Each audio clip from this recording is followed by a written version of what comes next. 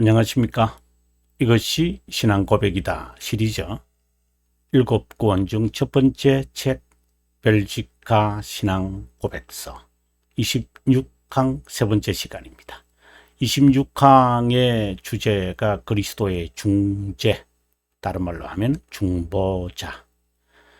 여러분 책이 있으시면은 여러분의 책 435페이지의 본문을 우리가 읽고 난 다음에 오늘 세 번째 시간 445페이지로 우리가 가도록 하겠습니다. 자, 그러면 여러분과 함께 435페이지 26항 본문으로 가도록 하죠. 예, 435페이지입니다. 435페이지 괄호 1 읽어보겠습니다. 우리가 믿는 것은 우리가 하나님께 절대 접근할 수 없지만 유일한 중보자와 보혜사며 인간 되신 의로우신 예수 그리스도만 가능하다는 것이다. 그분은 한 인격의 신성과 인성이 연합된 분이다. 다른 말로 여러분 기억나시죠? 위격의 연합, 이렇게 말할 수 있죠. 히포스타시스, 히포스타시스, 영어로서는 히포스태틱, 그리고 유니온, 이렇게 보통 우리가 말합니다. 성육신에 관한 거죠. 그 다음에 동그라미 2번입니다. 그렇지 않으면 오늘 우리가 이 부분을 우리가 오늘 공부할 것인데요.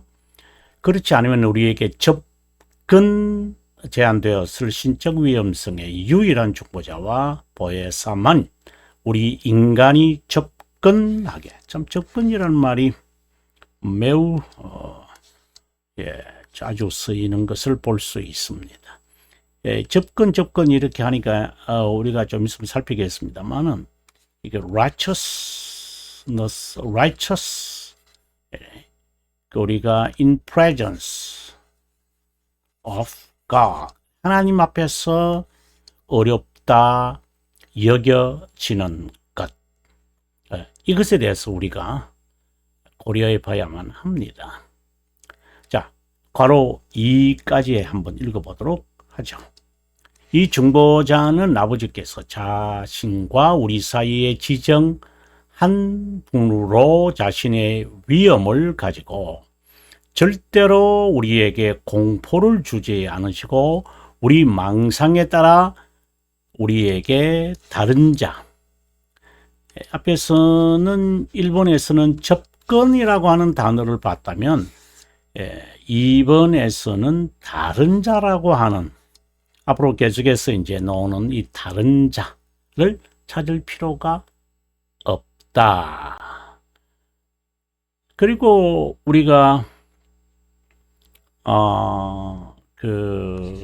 웨스트민스터 2장에 보면 하나님에 대한 이제 이야기인데 2장의 2항 이 부분을 보면은 하나님의 속성을 이제 이야기하면서 처음부터 이렇게 말하죠. 하나님은 본래 스스로 자족하시는 분이다. 이렇게 말합니다. 다른 피조물이 필요도 없고 의지하지도 않는다. Independence of any creature. 아니, 창조자 하나님이 뭐 피조물에게 도움이 필요하겠습니까? 그런 내용들이 있는데, 자, 그럼 본문 445페이지로 우리가 가서 공부하도록 하겠습니다. 445페이지로 저는 왔습니다. 445페이지의 1의 2입니다. 1에서 자주 등장했던 단어는 접근이었다고 했습니다. 그리고 접근이라는 이 단어는 righteous, 그렇죠? righteous, H가 들어가야 되는데 글자가 영어 쓰는 게 righteous, 어렵다. 자, 위험에 찬 하나님께 마침내 접근하게 된 것에 대한 고백이다. 우리가 감히 직접 하나님께 접근하는 것은 불가능하다. 하지만 하나님의 아들 공로, 그분의 의 자체시죠. 의로우신 하나님. 만일 누군가 그분의 중보자 없이 누군가가 중보도 없이 접근하게 되면 소멸하게 될 것이다. 예를 들면 아론의 두 아들 나답과 아비후의 어제 제가 사무엘의 아들이라고 말하기도 하고 엘리의 아들이라고 이렇게 말하게 됐는데 실수였습니다. 나답과 아비후. 엘리의 두 제사장은 법궤 들고 나가서 블레셋을 치러 갔다가 이제 죽고 말죠. 그리고 그리고 사무엘의 두 아들은 이제 신실하지 못해서 하나님이 다윗을 이제 택하는 그런 왕을 택하게 되어지는 이스라엘 백성들의 불만이 나오게 되어지죠. 다른 불을 담긴 향로를 들이다가 그분에게서 나온 불이 그들을 불살라 죽이고 말았다. 다른 슬픈 이달 이와 유사한 심판이 성령 회방죄 아나니아와 삽비라에게도 떨어졌다. 일련의 사건은 하나님의 경고다. 제사장은 항상 향을 피워드려야 했다. 이건 우리가 흔히 이야기할 때 보통 1차적인 의미로서는 기도다. 사무엘이 하나님께 늘 기도했잖아요. 불이 꺼지지 않았죠. 기도의 향이죠. 요한계시록에 보면은 아론의 두 아들은 제사장이었고 직접 성막 안에 들어가기 위해 모세나 아론의 지침을 받아야 했다. 그런데 이들은 그렇지 않았고 낯선 불을 가지고 들어가서 낯선 향을 피웠다는 것을 의미한다. 낯선 향은 금지된 것이다. 어떤 향이든 드리면 된다. 또 다른 말로 하면은 어떤 하나님에 대해서는 관심이 없죠. 그냥 하나님께 예배드리면 되지 않나? 하나님이 어떤 분이라는 게 그렇게 중요하나? 이런 식으로 신앙생활을 하는 사람들을 여러분 자주 그렇게 꼬치꼬치 캐먹어야 되나? 머리는 크고 이렇게 사람은 이렇게 작아도 되나? 이렇게 가분수 있는 사람이에요. 그래, 머리만 커서 결국은 이제 바리새파처럼 행동을 하지 않은 신자들이 워낙 많기 때문에 사실상 배운 만큼 하나님이 어떤 분이라는 것을 아는 것만큼 그대로 실천한다는 게 매우 어렵습니다. 많이 그러지 어렵죠. 그 이유는 우리에게 남아있는 죄의 잔재들입니다. 이 잔재들과 싸우기 위해서 우리가 새 사람이 되기 위해서 우리가 하나님이 어떤 분이냐에 대한 거지요. 우리가 그리스도 중심이라는 이 뜻도 칼빈 선생이 그리스도를 닮는다. 그런 의미에서 그리스도의 중심이라는 이 사상이지 행하지도 않으면서 배우는 것만 실컷 배우는 것에 대한 비난의 목소리거든요. 그래서 배운 것만큼 행하고 또 배우고 행하고 이런 것도 필요해요. 하지만 어떤 하나님인 것을 온전히 아는 게 더 필요해요. 자, 하나님께 접근하는 것은 무슨 거룩함이나 공로를 가지고서는 불가능하다. 이미 타락했는데 중보자 없이 하나님께 접근하는 것은 저주받는 길이다. 인간은 세상 법정에서 자신이 가공한 정의를 뽐낼 수 있지만 하나님의 법정에서는 불가능하고 저주를 더 쌓을 뿐이다. 그분은 인간의 인격, 의양, 의도, 양심, 생각 왜 이것을 판단하실 수 있죠? 하나님은 어떤 분이시기 때문이죠? 대표적인 게 뭐죠? 영적 존재이기 때문입니다. 하나님은 영이시니까 우리의 영의 기능들이잖아요. 이런 것은 여기 있는 것들은 영의 기능들이거든요. 이 기능을 살피십니다. intention, 의향, intention이잖아요. 영어로 intent. 뭔가를 하려고 한다. 이거거든요. 예. 정말 너가 하고 싶은 것이 뭐냐? 너 will이 뭐냐? conscience가 뭐냐? 너 무슨 생각을, 예를 들어서 꿍꿍이든지 하고 있느냐? 예, 그 법정은 공의롭지 않으면은, righteous 하지 않으면, 예, 어렵다 여기지지 않으면은, 칭의가 되지 않으면, 영원한 저주를 반드시 받게 될 것이다. 칭의는 가장 정의로운 것. 이 말이 상당히 의미 있는 말이죠. 정의롭다 라는 말을 우리는 의롭다. 이게 의라고 하는 것은 이제 righteousness 쓰잖아요.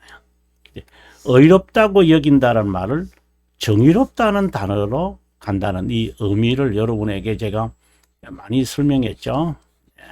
그래서 righteousness를 우리에게 증가했는데, 그죠?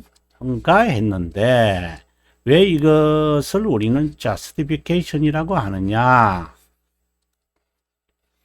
이 개념, 공의로운 심판이라고 하느냐? 이를 자세하게 설명을 했는데, 여러분 기억하시면 좋겠습니다. 예, 그리고 이 책 뒷부분에 가서도 공의로운 심판의 색인을 찾으시면 자세하게 뜻이 있으리라고 봅니다. 자, 이제 2번으로 가겠습니다. 하나님의 자비함에 관한 고백이다. 이 자비함 이렇게 나오면 구약 성경에서 인자 우리말에서 이렇게 많이 했죠.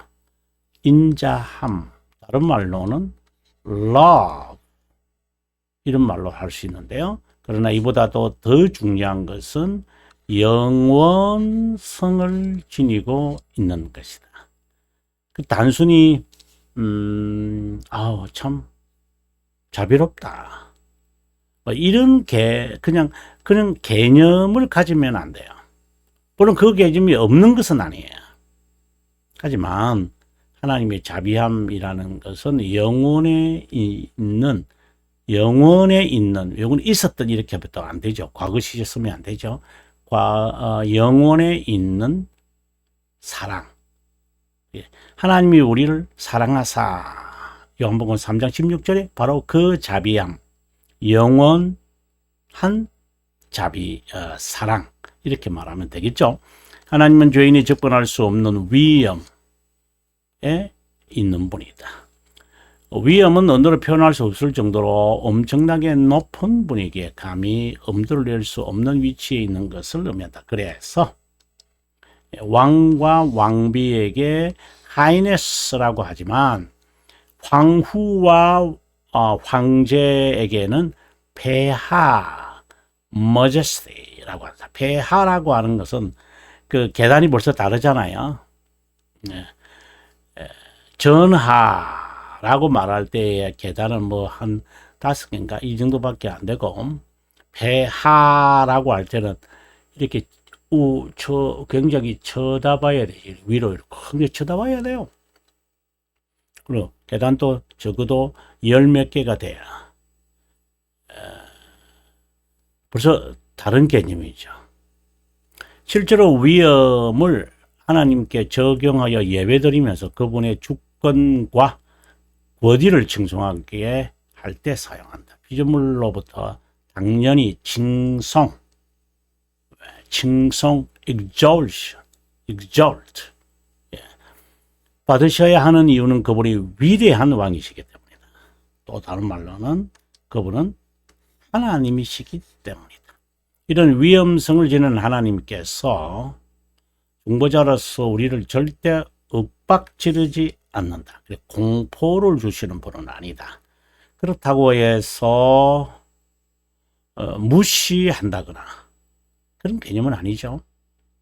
중보자는 하나님과 우리 사이에 활동하는 분이다. 그래서 중재자다라는 그런 제목, 수제가 있는 주제인 것 같아요. 그 다음 인자. 네,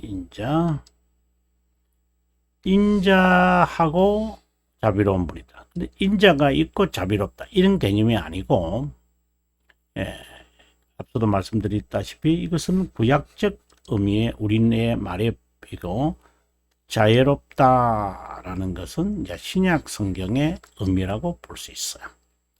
우리는 우리보다 우리 자신을 더 사랑하는 분을 영원히 찾을 수 없다.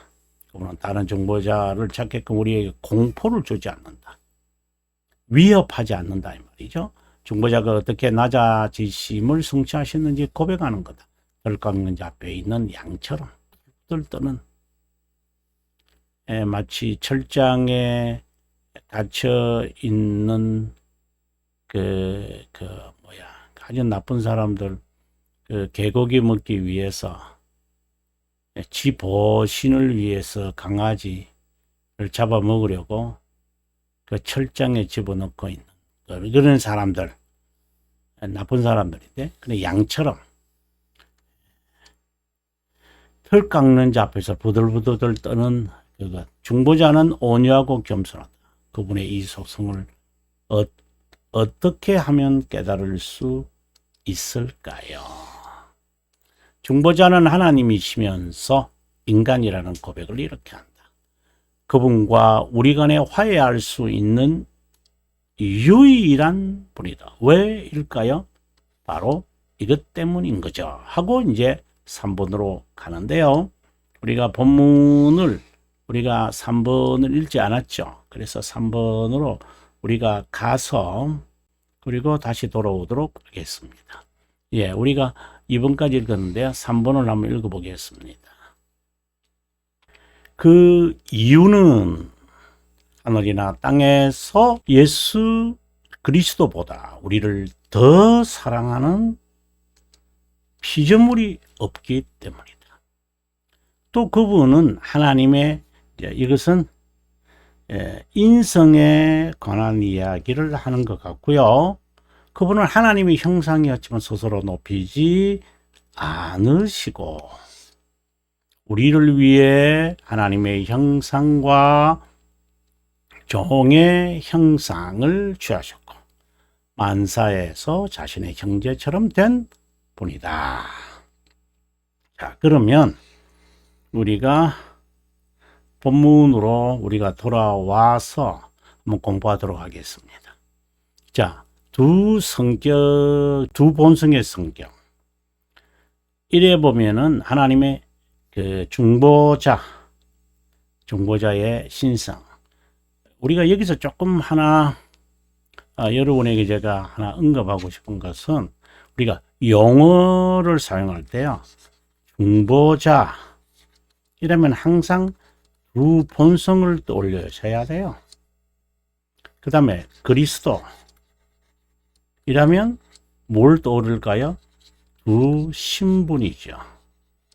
두 본성은 신성과 인성을 의미하고 두 신분은 낮아지심,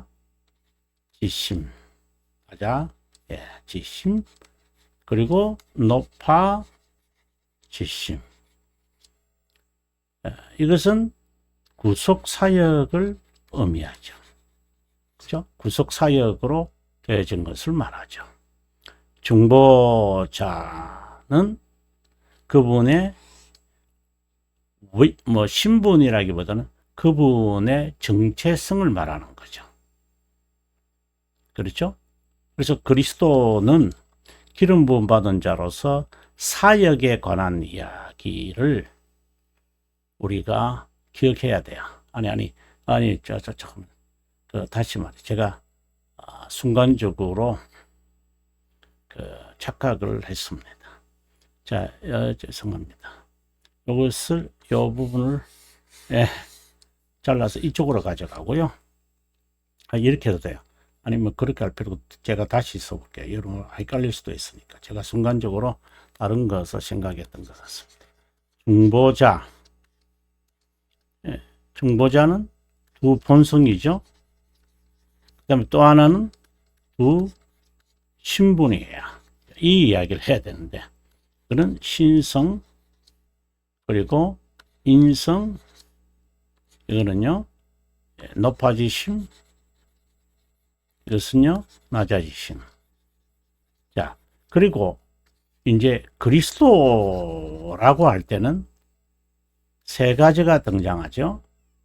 바로, 왕, 선지자, 제사장, 이렇게 나가죠.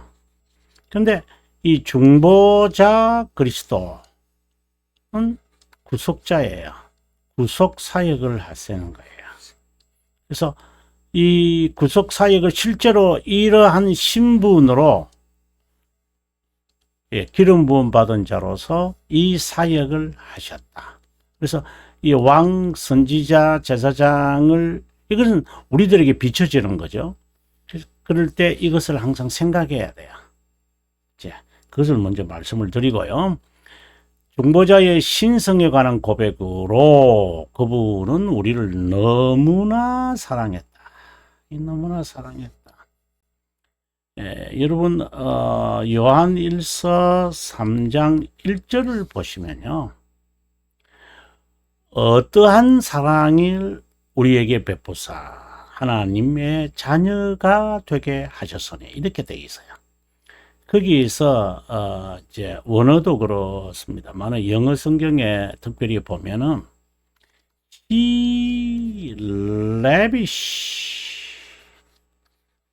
His love 이렇게 되어 있어요. lavish 넘치도록, 만족한데도 계속해서 넘치도록 하나님께서 우리가 하나님의 His children이 되게 하시는 것. 너무나도 우리를 사랑하시는 것. 우리는 자신을 사랑한다고 주장하지만 실제는 이용하거나 학대하는 경우가 많다. 우리 자신을 진정으로 사랑한다면 몸을 건강하게 하려면 어떻게 해야 될까요? 몸을 건강하는 거하고 영을 건강하는 거하고 상당히 좀 유사한 게, 이게 영향을 끼친다고 보면 안 되지만 유사한 면이 있죠. like가 있습니다. 어떤 면에서 여러분 유사할 것 같아요? 우리가 몸을 엑서사이즈 한다 그랬잖아요. 이제 엑서사이즈를 하기 전에 먼저 트레이닝을 해야죠. 트레이닝을 해야 돼요. 훈련 받아야 돼요. 그리고 주리를 해야 돼요. 네. 이 트레이닝은 이제 토트죠. 배우는 거죠. 그리고 그것이 나에게 습관이 되게끔 하고, 그 다음에 엑서사이즈 하잖아요. 그것이 이제 스승이 없어도 혼자 자신의 삶에서 이제 나타나는 거죠. 이거는 마치 도제와 같은 거고요. 그것이 자기에게 인습이 되게 하고, 그리고 연습하는 거거든요.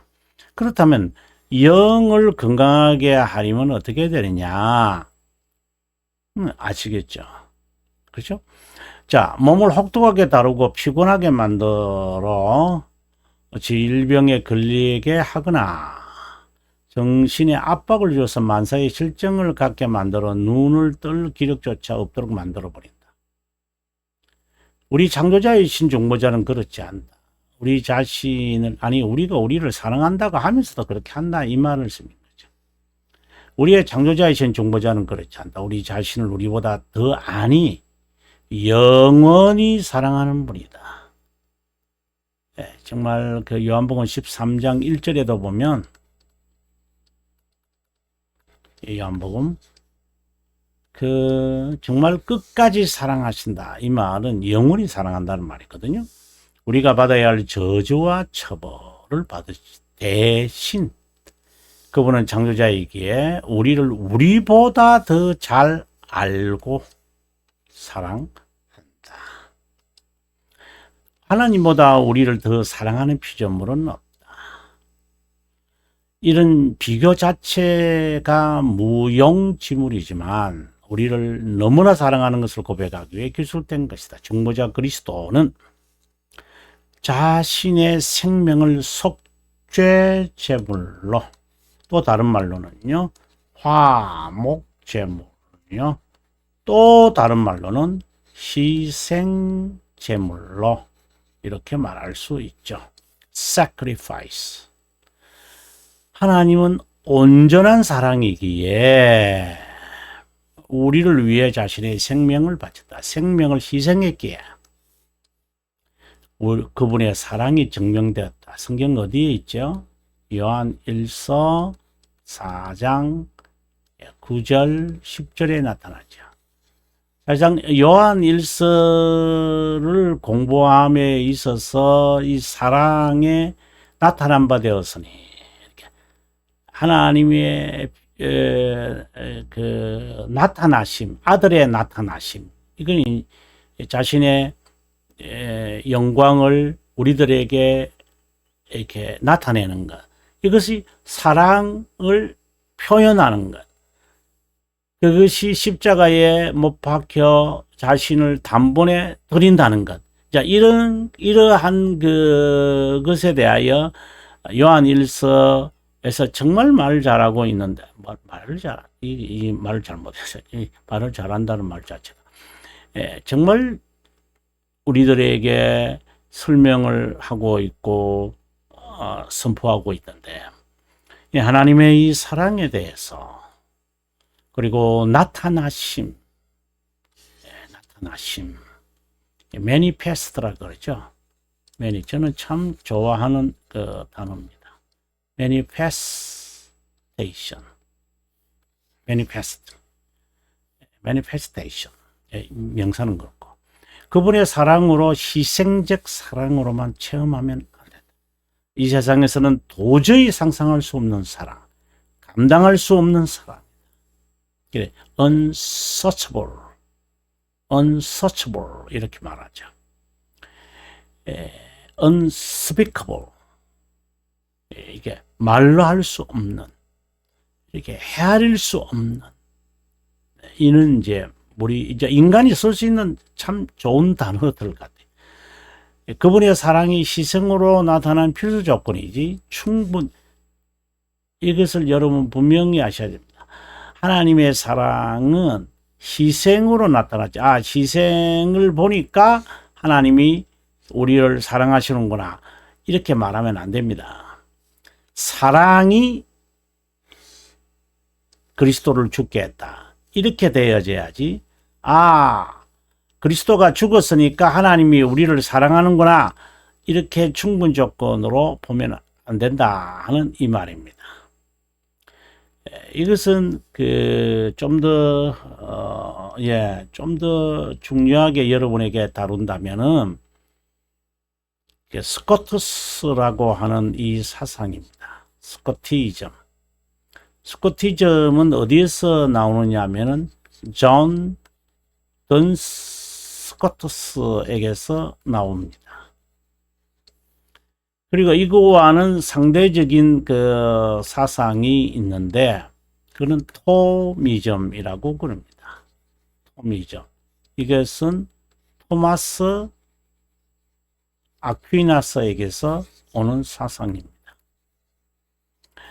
이것은 로만 가톨릭주의를 말하죠. 로만 캐톨릭시즘을 말합니다. 네. 이거는 세미 펠라기우스의 사상을 근거하고 있습니다. 그럼 스코티즘은요, 이 스콜라주의를 무너뜨리는 이 자체를 또 다른 말로는 스콜라주의라고 그럽니다. 스콜라주의, 로마 가톨릭주의를 스콜라주의, 토마스주의 이렇게 말하고, 또 그 사상의 내용, 세미 펠라기우스주의, 이렇게 이제 다양하게 이제 불려지거든요. 그런 경우에 따라서 이제 이름들 바뀌잖아요. 근데 스코트스주의로 인해서 이 토마스주의를 몰락시키는 겁니다. 근데 이 스코트스주의를 이제 종교개혁자들이 이 사상을 갖고 있었어요. 이 칼빈의 구속론, 소테리알러지라 그러는데요.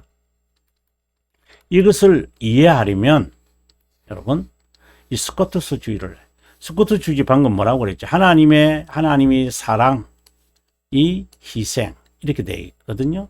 구속사역을 말하죠. 구속사역이다. 하나님이 사랑하시고 구속사역이 나타난 것이다. 이렇게 이제 우리가 보는 것인데 이것을 역으로 가서 하나님의 사랑 때문에 우리를 희생한 거 보니까 하나님이 우리를 사랑하시는구나. 이렇게 충분 조건으로 가면 안 됩니다. 그것은 여기에 있는 사상들. 그럼 이게 무슨 차이냐? 차이가 있습니다. 또 다른 말로는 하나님이 우리를 사랑하시기 때문에 희생하셨다. 하나님의 사랑은 희생 십자가의 사랑으로 드러난 것은 맞아요. 나타난. 근데 그것만은 아니거든요. 그래서 이렇게 역으로 가면 안 된다 이 말입니다. 희생이 하나님의 사랑이다. 이는 논리적 이야기예요. 이런 이제 말장난이 이제 이들에게 있는 거. 이거는 여기서는 아주 단순하게 말하고 이것은 아주 세밀하게 들어가는 거죠. 그래서 하나님의 사랑은 우리를 위하여 희생하는 거다. 이렇게 이제 단정할 수 있는 것은 희생하는 것이 곧 사랑이기 때문에 그렇다. 이제 이런 식으로 단순화시켜 가지고 논리적인 이야기가 아니라 단순화시켜서 하는 진리를 이제 왜곡시키는 경우가 있다는 그 이야기를 지금 제가 여기서 하고 싶은 것입니다. 그분의 사랑은 측량할 수 없지만 성경에 기록된 대로 영원에서 작정 그리고 섭리 그리고 시간에서 구속사역으로 그리고 그 절정은 십자가에서 이제 이렇게 보는 것이죠. 하나님의 사랑을 어느 사건으로만 제한하는 것은 큰 실수다. 그래서 다시 한번 제가 씁니다. 스코티즘을 기억하시면 된다. 이 말씀입니다. 거짓 선지자도 하나님의 사랑을 외치지만 이기적 사랑일 뿐이다. 하나님의 사랑이다. 이 놀라운 신비적 진리를 깨닫지 못하고 단순한 사건과 행위로 보는 그릇된 생각에만 머물 수 있다. 이런 것을 위해야 되는데 이게 회복 운동이란다. 앞서 그 토미즘 기억나시죠? 토미즘. 이 토미즘과 같은 거예요. 회복 운동. 그래서 은사주의를 외치죠. 아주 이게 감성적입니다. 아주 감성적이 아니라 감상주의입니다. 이게.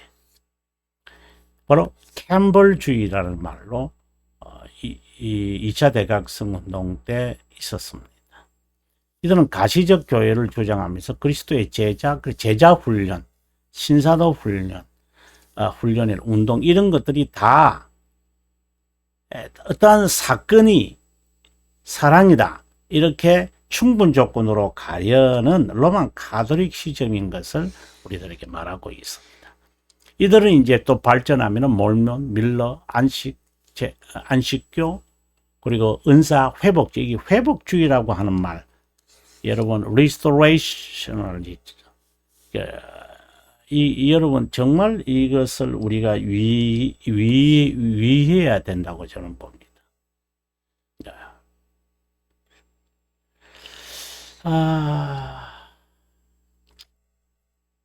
근데 우리가 요한일서가 아니고 잠언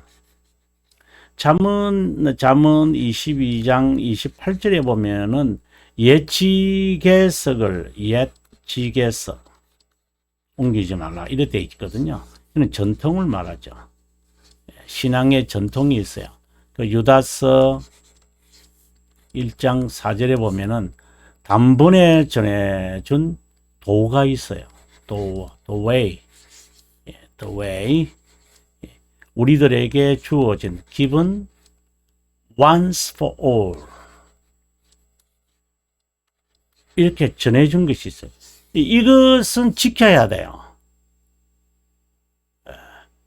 여기서 회복주의하고 예측것을 옮기지 말라. 이거하고 성격이 달라요. 그리고 리포메이션이 아드 폰테스 기원으로 가지 않는 거하고 달라요.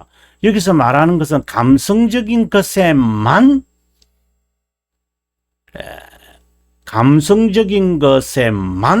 일시적인 것에만 딱 제한되어 있잖아요. 그 사건적인 것만 봐요. 그래서 앞서 제가 토미즘, 스코티즘 이것을 제가 이야기한 거예요. 이 세상의 사랑은 이기적인데 상대적으로 그렇지 않다고 여기서는 안 된다. 이 세상의 사랑 중에 이기적 사랑이지 않는 사랑, 국가와 타인을 위하여 처벌을 대신 받는 것, 이상적 사랑, 이것이 바로 하나님의 사랑이냐. 하나님이 나를 부하게 하셨고 나를 높이셨으니까 하나님 나를 사랑하는구나. 이런 식으로 가면은 기복사상이고 로만 가톨릭 시즘이 되는 거예요. 좀 이해가 되시는지 모르겠어요. 대의 명분을 위해 죽음을 택하는 것도 존경을 받아야 하는 고귀한 사랑이냐. 그거하고 하나님 사랑과 무슨 의미가 있어요? 정말 아닌 것을 사람들이 억지로 하는 것. 오늘 좀 많은 긴 시간을 가졌는데요. 여러분 449페이지 다음 시간에 공부하도록 하겠습니다. 긴 시간 동안 시청해 주셔서 고맙고요. 남은 시간 행복하시기를 바랍니다. 저는 다음 시간에 뵙겠습니다.